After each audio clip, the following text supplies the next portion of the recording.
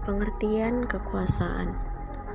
Menurut Dahl dalam International Encyclopedia of the Social Sciences menyatakan bahwa istilah kekuasaan dalam ilmu sosial modern mengacu pada perangkat hubungan antara satuan sosial, seperti pada perilaku satu atau lebih satuan sosial yang dalam keadaan tertentu tergantung pada perilaku satuan sosial yang lain. Sedangkan menurut French dan Raven mendefinisikan kekuasaan sebagai kemampuan potensial dari seseorang atau sekelompok orang untuk mempengaruhi yang lainnya di dalam sistem yang ada.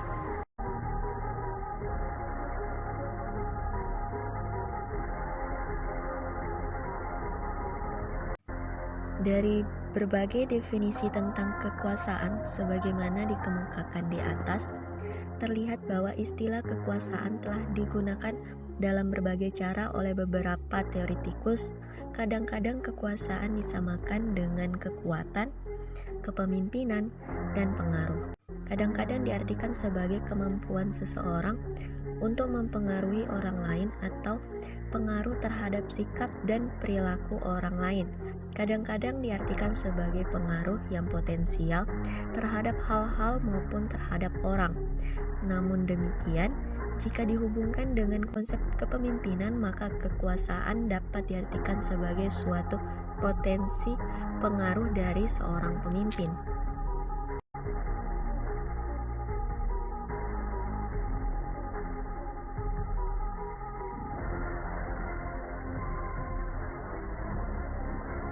Sumber dan jenis kekuasaan. Jenis dan sumber kekuasaan itu bermula dari pernyataan Machiavelli pada abad ke-16 yang menyatakan bahwa hubungan yang baik tercipta jika didasarkan atas cinta dan ketakutan. French and Raven 1959 telah mengembangkan sebuah taksonomi untuk mengklasifikasi berbagai jenis kekuasaan berdasarkan sumber-sumbernya. Menurut French dan Raven, sumber kekuasaan ada 5, yaitu paksaan, imbalan, keahlian, legitimasi, dan referensi. Berdasarkan sumbernya, kekuasaan terdiri dari 5 jenis sebagai berikut.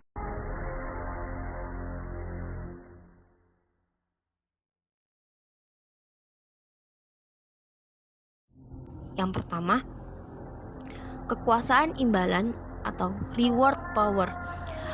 Para pengikut patuh agar dapat memperoleh imbalan yang diyakini dimiliki pemimpin atau pengendali pemimpin atas imbalan yang bernilai bagi bawahan. Kekuasaan ini merupakan potensi pemimpin untuk memberikan valensi positif dan menghilangkan atau mengurangi valensi negatif. Valensi positif sendiri merupakan sesuatu yang diharapkan atau menyenangkan, sedangkan valensi negatif yaitu sesuatu yang dihindari atau tidak menyenangkan. Kekuasaan ini juga berasal dari dimilikinya kredibilitas yang tinggi dan posisi tertentu dalam organisasi yang menyebabkan dikuasainya sumber-sumber organisasi yang diperlukan pengikut. Kekuasaan ini berasal dari kemampuan pemimpin untuk memberikan valensi negatif terhadap pengikut jika pengikut tidak mematuhi upaya mempengaruhi dari pemimpin. Kekuasaan ini juga berasal dari ketakutan pengikut terhadap hukuman. Besar kecilnya kekuasaan ini tergantung pada besarnya valensi negatif dari ancaman hukuman dengan persepsi kemungkinan pengikut menghindari hukuman. Kekuasaan legitimasi. Para pengikut patuh karena percaya bahwa pemimpin mempunyai hak untuk meminta dan para pengikut mempunyai kewajiban untuk mematuhinya. Kekuasaan ini berasal dari kedudukan atau posisi seseorang dalam suatu jabatan tertentu secara sah, baik dia angkat ataupun dipilih sesuai dengan prosedur untuk jabatan tersebut. Kekuasaan keahlian. Para pengikut patuh karena percaya bahwa pemimpin mempunyai pengetahuan dan kompetensi. Kekuasaan ini berbasis pada pengetahuan seseorang dalam bidang tertentu, mempunyai keahlian yang melebihi pengikut, dan mampu memenuhi standar dalam bidang tertentu. Kekuasaan referensi. Para pengikut patuh karena mengagumi atau mengidentifikasikan dirinya dengan pemimpin dan ingin memperoleh penerimaan dari pemimpin. Kekuasaan ini bersumber dari keunggulan penampilan seseorang yang menarik, mempunyai kemampuan dan prestasi di bidang tertentu yang memungkinkan orang tersebut menjadi rujukan, panutan, standar, atau benchmark sistem sosial.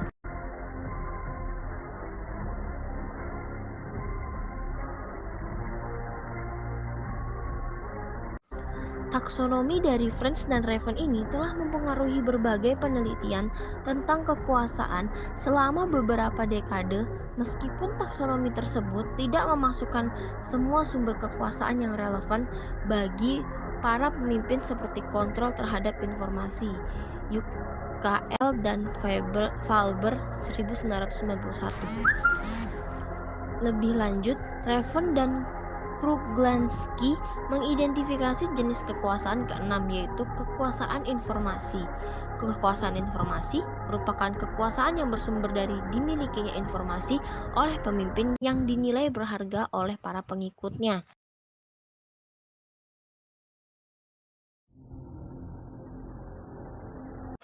Konseptualisasi lain mengenai sumber-sumber kekuasaan adalah dikotomi antara position power atau kekuasaan karena kedudukan dan personal power, kekuasaan pribadi, yang dikemukakan oleh Amitai Etzioni tahun 1961. Menurut Etzioni, perbedaan keduanya berasal dari konsep kekuasaan itu sendiri sebagai suatu kemampuan untuk mempengaruhi perilaku. Position power. Position power adalah pengaruh potensial yang berasal dari kewenangan yang sah, kontrol terhadap sumber-sumber daya dan imbalan, kontrol terhadap hukuman, kontrol terhadap organisasi, lingkungan, pekerjaan dan pekerjaan fisik. Kewenangan formal. Kewenangan ini meliputi hak seseorang yang memegang suatu kedudukan yang dapat mempengaruhi aspek tertentu dari perilaku lain, hak untuk membuat permintaan tertentu, dan pengikut berkewajiban untuk mematuhinya. Prasyarat bagi penerimaan kewenangan seseorang adalah keabsahan. Kontrol terhadap sumber-sumber daya dan imbalan. Kontrol ini sebagian berasal dari kewenangan formal. Makin tinggi kedudukan atau posisi seseorang dalam hierarki kekuasaan organisasi, makin banyak kontrol yang dipunyai orang tersebut terhadap sumber-sumber daya yang langka. Sumber lain dari kekuasaan kedudukan adalah kontrol terhadap hukuman dan kapasitas untuk mencegah seseorang memperoleh imbalan-imbalan yang diinginkan. Bentuk kekuasaan seperti ini disebut pula coercive power. Sistem kewenangan formal dari suatu organisasi dan tradisinya berhubungan dengan penggunaan hukuman dan imbalan. Kontrol terhadap informasi. Jenis kekuasaan ini berkaitan dengan akses terhadap informasi yang penting dan kontrol terhadap distribusinya kepada orang lain. Kontrol terhadap informasi dapat digunakan untuk meningkatkan keahlian dari pemimpin tersebut sehingga pemimpin memiliki expert power yang lebih banyak daripada para pengikutnya. Kontrol ekologis. Kontrol terhadap lingkungan fisik, teknologi, dan organisasi pekerjaan dapat menjadi sumber pengaruh pemimpin terhadap perilaku para pengikut. Bentuk pengaruh tersebut disebut dengan situational engineering atau ecological control. Salah satu bentuk situational engineering adalah rancangan pekerjaan. Pemimpin mempunyai kewenangan untuk memodifikasi rancangan pekerjaan, memiliki pengaruh yang potensial terhadap motivasi para pengikut.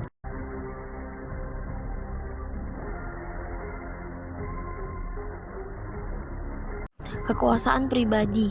Kekuasaan ini berasal dari keahlian dalam tugas, persahabatan dan kesetiaan, kemampuan persuasif dan karismatik dari seorang pemimpin. Yang pertama, keahlian. Sumber utama kekuasaan pribadi adalah keahlian dalam memecahkan masalah dan melaksanakan tugas-tugas penting. Dalam taksonomi French dan Raven, kekuasaan ini diklasifikasi sebagai expert power. Keahlian merupakan sumber kekuasaan apabila pengikut tergantung kepada pemimpin untuk memperoleh nasihat. Pengikut mengetahui keahlian pemimpin tersebut dan menganggap pemimpin sebagai sumber informasi. Yang kedua, persahabatan dan kesetiaan. Keinginan orang lain untuk menyenangkan seseorang yang dianggap dapat merasakan afeksi yang kuat merupakan sumber kekuasaan. Dalam taksonomi French dan Raven, hal ini disebutkan sebagai referent power. Orang biasanya bersedia melakukan hal-hal istimewa untuk seorang teman, melaksanakan permintaan seseorang yang sangat dikagumi. Bentuk referent power yang paling kuat bagi seorang pemimpin adalah proses mempengaruhi dalam bentuk personal identification. Karisma. Kekuasaan ini bersumber dari keunggulan fisik, psikologi, keunggulan perilaku yang memungkinkan pengikut mengidentifikasikan dirinya dan menirunya.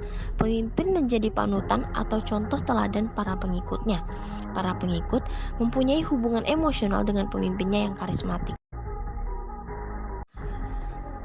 Setelah pendapat di atas, Kenneth W. Thomas mengelompokkan kekuasaan menjadi dua, yaitu yang pertama, kekuasaan personal. Kekuasaan yang bersumber pada kualitas atau pengetahuan seseorang meliputi kekuasaan informasi, keahlian, dan referensi. Yang kedua, kekuasaan posisional. Kekuasaan ini bersumber dari otoritas dan sumber-sumber yang berkaitan dengan posisi seseorang meliputi otoritas, kekuasaan imbalan, dan paksaan.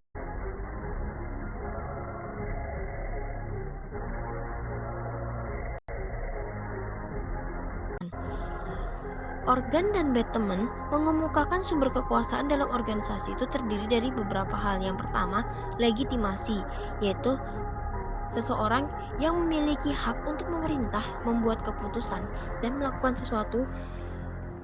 Dikatakan orang tersebut memiliki legitimasi atau tindakan yang diambil.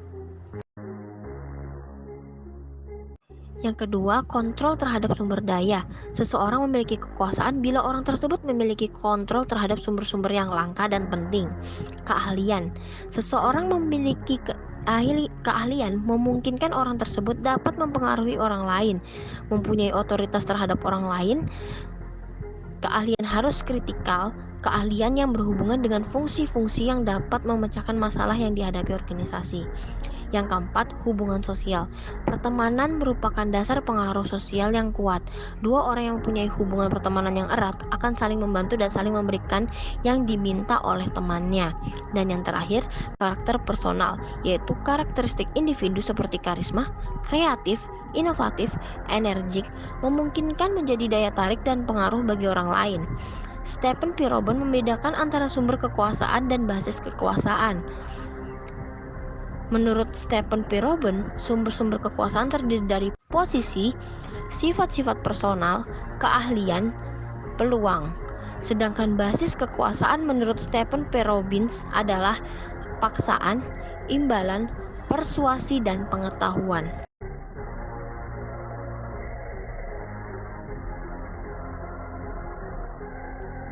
Dinamika kekuasaan.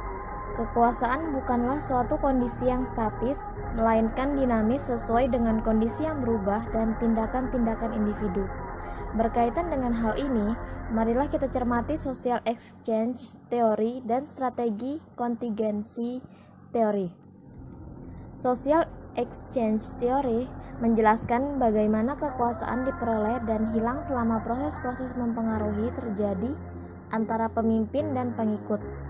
Sebagaimana kita ketahui, interaksi sosial dalam bentuknya yang paling sederhana adalah pertukaran manfaat, baik manfaat material maupun manfaat psikologis seperti rasa hormat dan ekspresi persetujuan.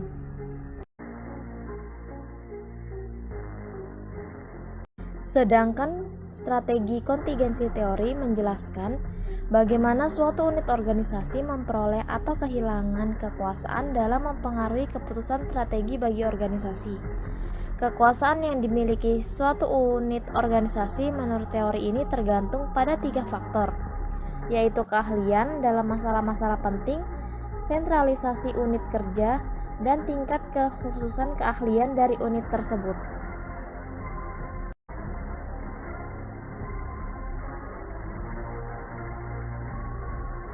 Berkaitan dengan hal tersebut, Prefer tahun 1981 melengkapi strategi kontingensi teori dengan proses-proses politis sebagai usaha-usaha para anggota organisasi untuk mempertahankan melindungi sumber-sumber kekuasaan yang ada, dan meningkatkan kekuasaan.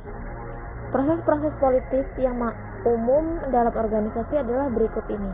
Yang pertama yaitu koalisi atau aliansi dibentuk untuk mendukung atau menentang suatu kebijakan, program, atau perubahan tertentu. Yang kedua yaitu kontrol terhadap keputusan penting kekuasaan dapat dipertahankan dengan mengendalikan atau mengontrol keputusan-keputusan penting seperti alokasi sumber daya langka, pengembangan rencana, dan kebijakan. Yang ketiga yaitu kooptasi. Tujuan dari kooptasi adalah untuk mengurangi oposisi terhadap suatu kebijakan yang dukungannya dibutuhkan.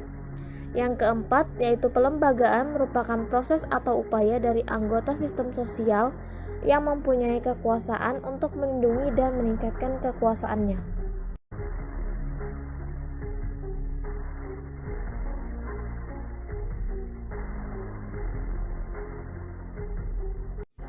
Penggunaan kekuasaan.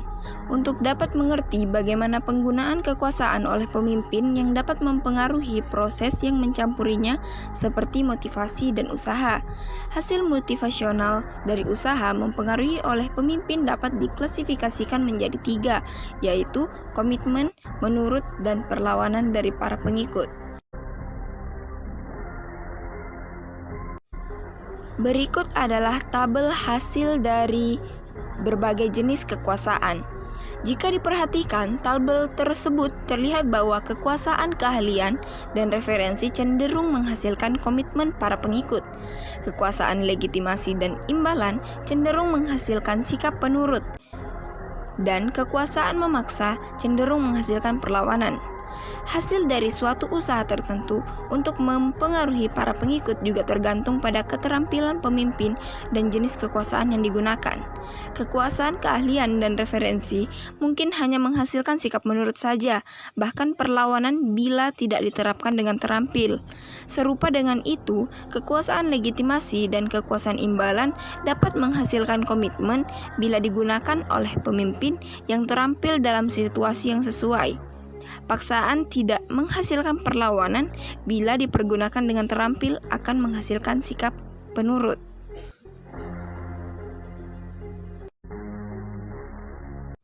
Hubungan antara kekuasaan dan efektivitas pemimpin.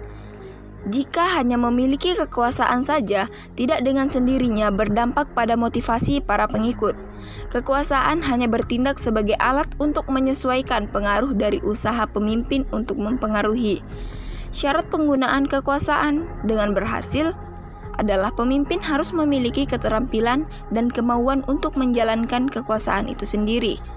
Kekuasaan pemimpin dapat bertambah atau berkurang akibat perilakunya, dan perilaku pemimpin itu sendiri dipengaruhi oleh perilaku dan performa para pengikut.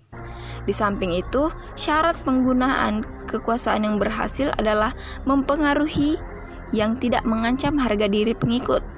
Faktor lain yang menyumbang pada keberhasilan suatu usaha mempengaruhi, misalnya kejelasan komunikasi, pengaturan waktu, kesesuaian permintaan, dan kemampuan pemimpin untuk menghubungkan permintaan dengan kebutuhan dan kondisi para pengikut. Menurut James Ali, kekuasaan para pengikut dapat dibedakan menjadi 3 kategori, yaitu yang pertama, kekuasaan kolektif, yang dimana kekuasaan yang diperoleh dari berbagai organisasi di luar organisasinya. Yang kedua, kekuasaan legal, yang mana kekuasaan yang berasal dari berbagai peraturan maupun perjanjian seperti jam kerja, gaji, hak cuti, kesehatan, dan sebagainya.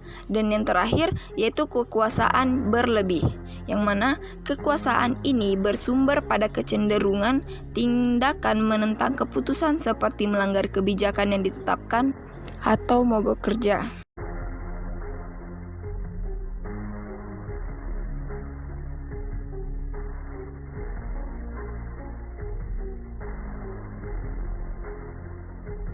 Untuk memperkecil dampak negatif penggunaan kekuasaan, berikut ini beberapa pedoman penggunaan kekuasaan dengan mengacu pada taksonomi dari French dan Raven.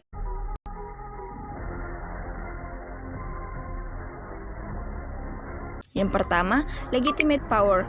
Cara menggunakan kekuasaan yang pertama, buatlah permintaan dengan sopan dan jelas. Permintaan yang sopan seperti tolong buat rencana tahunan akan efektif daripada permintaan yang arogan seperti saya tidak peduli, pokoknya kerjakan. Penggunaan permintaan yang sopan penting khususnya bagi orang yang peka terhadap perbedaan status, misalnya orang yang lebih tua dari pemimpin tersebut.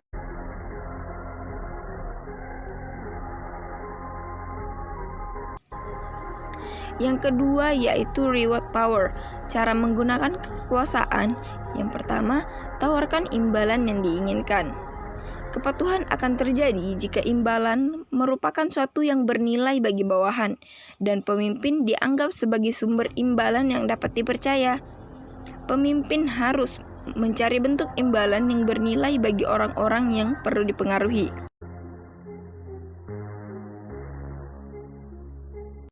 Yang ketiga yaitu expert power. Cara menggunakan kekuasaan. Yang pertama, jelaskan alasan dari suatu permintaan atau usulan. Expert power dibutuhkan untuk memberikan argumen yang logis dan mendukung bukti dari suatu usulan, rencana, atau permintaan. Yang kedua, jelaskan mengapa permintaan itu penting. Yang ketiga, berilah bukti bahwa suatu usulan akan berhasil. Yang keempat, bertindak dengan penuh percaya diri dan tegas. Yang kelima, dengarkan secara serius masalah bawahan. Dan yang terakhir, tunjukkan rasa hormat terhadap bawahan. Yang keempat, referent power. Cara menggunakan kekuasaan. Yang pertama, gunakan daya tarik pribadi bila perlu. Yang kedua, tunjukkan bahwa permintaan tersebut penting. Yang ketiga, jangan meminta kebaikan yang berlebihan berdasar hubungan yang ada. Yang keempat, tunjukkan contoh perilaku yang layak.